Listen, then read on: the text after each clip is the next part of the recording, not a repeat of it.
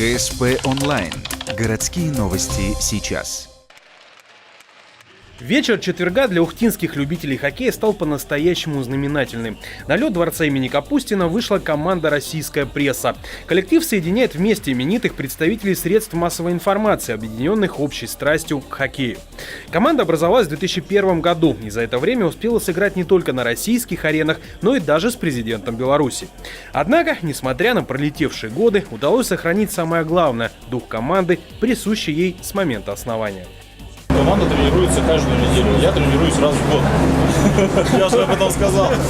Непосредственно перед турниром, к сожалению, в этом плане я не силен, но когда приезжает Андрей Николишин, я всегда выхожу на лед. Поэтому, вот если он будет приезжать, подтвердить. Второй раз, я молодею, второй раз, если он будет приезжать чаще, то я буду в лучшей физической форме.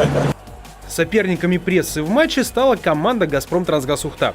В ее составе немало маститых игроков, поэтому особой разницы в классе на льду было незаметно. Наоборот, если первый период прошел в большей степени на равных, то второй и третий темп задавали именно газовики. Преимущество сказалось и на счете. К концу основного времени на табло значилось 8-7, а последнюю, девятую шайбу ухтинцы забили в пустые ворота прессы за 11 секунд до финальной сирены.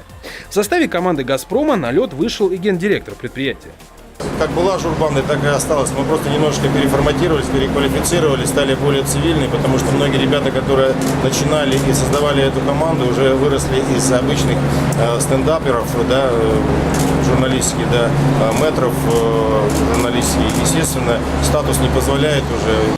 После матча состоялась показательная серия буллитов, а далее зрители смогли взять автографы у своих кумиров.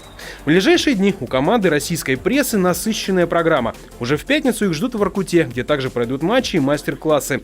На обратном пути журналисты планируют посетить мемориал Сергею Капустину в Ухте.